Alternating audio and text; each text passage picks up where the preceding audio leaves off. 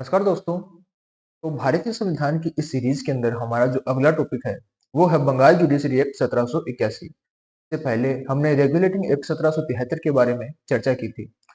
Regulating act 1773 में कुछ गुण थे और कुछ दोष भी थे। देखो, उसमें दोष होना लाजमी भी है क्योंकि जो रेगुलेटिंग एक्ट 1773 है उसको उन लोगों ने तैयार किया था जो भारतीय संस्कृति के बारे में पूरी तरीके से परिचित थे और नहीं भी थे। ठीक है। उनको भारतीय संस्कृति का थोड़ा बहुत ज्ञान था, लेकिन ज्यादा वो इनके बारे में परिचित नहीं थे। इसी तरह जो दोष उत्पन्न हुए थे रेगुलेटिंग एक्ट 1773 में, उन दोषों को दूर करने के लिए ही ये बंगाल जुडिशरी एक्ट 1781 है वो लाया गया था। रेगुलेटिंग एक्ट 1773 के दोषों को दूर करने के लिए बंगाल जुडिशरी एक्ट 1781 तथा पिट्स इंडिया एक्ट 1784 पारित किया गया। ये हम बंदोबस्त कानून के नाम से भी जानते हैं। अब इस एक्ट के क्या क्या प्रावधान थे। गवर्नर जनरल और उसके परिषद के सदस्यों द्वारा किए गए आधिकारिक कार्य सर्वोच्च न्यायालय के क्षेत्राधिकार से बाहर थे। कंपनी के कर्मचारियों द्वारा राजकीय कर्मचारी के रूप में किए गए कार्य के लिए न्यायालय में उत्तरदायी नहीं ठहराया जा सकता। अब देखो, जो कंपनी है वो दो प्रकार की जो शासन व्यवस्था थी वो संभाल रही थी। एक तो जो ईस्ट इंडिया कंपनी है उसकी खुद की जो व्यापारी जो व्यवस्था थी वो संभाल रही थी, और दूसरी तरफ उसकी जो राजनीतिक व्यवस्था थी, कंपनी एक प्रकार से राजनीतिक इकाई के रूप में भी कार्य कर रही थी। तो कंपनी के जो कर्मचारी थे वो दोनों प्रकार की भूमिका का निर्वहन कर रहे थे। इसलिए यदि कंपनी का कोई भी कर्मचारी राजकीय कर्मचारी के रूप में कोई कार्य करता है, उसके लिए उसे न्यायालय में उत्तरदायी नहीं ठहराया जा सकता था। गवर्नर जनरल द्वारा बनाए गए नियमों और विनियमों को सुप्रीम कोर्ट के पास जमा करवाने की अनिवार्यता को समाप्त कर दिया गया था। कलकत्ता के सभी नागरिक के मुकदमे सुनने का अधिकार सुप्रीम कोर्ट को दिया गया। क्योंकि इसमें सुप्रीम कोर्ट को यह अधिकार भी दिया गया था कि कलकत्ता के अंदर जितने भी जो नागरिक हैं उन सभी के जो मुकदमे हैं वो कलकत्ता के सुप्रीम कोर्ट ही निपटाएगा। आदेश लागू करते समय सर्वोच्च न्यायालय सामाजिक धार्मिक परंपराओं को ध्यान में रखेगा। इससे पहले हमने जब रेगुलेटिंग एक्ट 1773 पढ़ा था तो उसके अंदर हमने इस बारे में चर्चा की थी कि वहां पे कि उस समय जो रेगुलेटिंग एक्ट बनाया गया था और जो सुप्रीम कोर्ट की स्थापना की गई थी, तो उसमें इंग्लैंड के कानून के अनुसार जो फैसले हैं वो सुनाए जाते थे। तो इस प्रकार से भारतीय जनता में भारी असंतोष भी था कि ये जो हमारी संस्कृति है इनको ध्यान में नहीं रख रहे, और जो फैसले हैं वो थोड़े अजीब से लगते थे। इसलिए इस वाले एक्ट के अंदर ये प्रावधान किया गया कि आदेश लागू करते समय सर्वोच्च न्यायालय जो फैसला देगा उसमें सामाजिक और धार्मिक परंपराओं का भी ध्यान रखा जाएगा। हिंदुओं के मुकदमों का निर्णय हिंदू कानूनों तथा मुस्लिमों के मुकदमों का निर्णय इस्लामी कानूनों के अनुसार किया जाएगा। गवर्नर जनरल को प्रांतीय न्यायालयों के निर्णय के विरुद्ध अपील सुनने का भी अधिकार दिया गया था।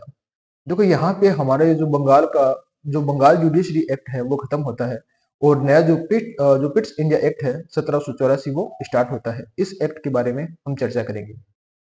रेगुलेटिंग एक्ट 1773 में उत्पन्न कमियों को दूर करने के लिए ब्रिटिश संसद ने 1784 का पिट्स इंडिया एक्ट पारित किया।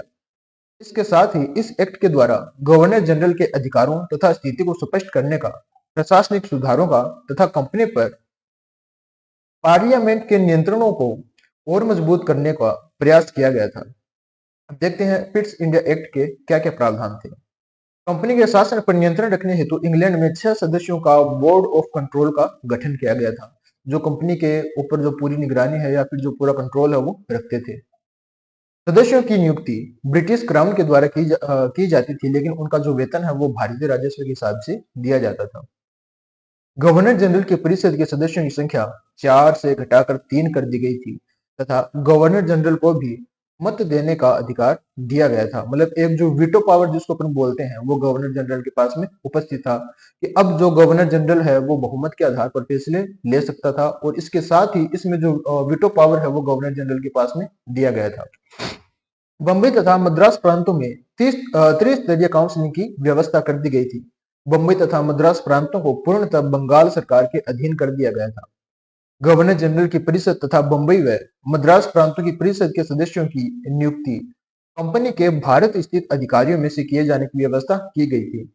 अब इसमें एक व्यवस्था ये भी की गई थी कि जो परिषद है, ठीक है, जो गवर्नर जनरल की जो परिषद है, तो उसके जो अधिकारी हैं भारत के अंदर जो रह रहे हैं वही उसको संभालेंगे, न कि जो इंग्लैंड के अंदर जो रह रहे हैं वो अधिकारी उनको संभालेंगे, क्योंकि इससे जो कम्युनिकेट है उसको करने में परेशानी होती थी। गवर्नर जनरल तथा गवर्नरों की नियुक्ति यद्यपि संचालक करते थे, लेकिन नियुक्ति से पूर्व उन्हें ब्रिटिश क्राउन की स्वीकृति लेना आवश्यक थी। देखो ये भी नहीं है कि वो हर किसी को नियुक्त कर देते। जो पहले वो जो नियुक्ति है वो संचालक जरूर करते थे, लेकिन उसमें जो अनुमति होती है, जो फाइनल डिसीजन होता है, वो हमेशा ब्रिटिश क्राउन का ही होता था। गवर्नर जनरल व गवर्नरों को वापस बुलाने का अधिकार ब्रिटिश क्राउन को सौंप दिया गया था।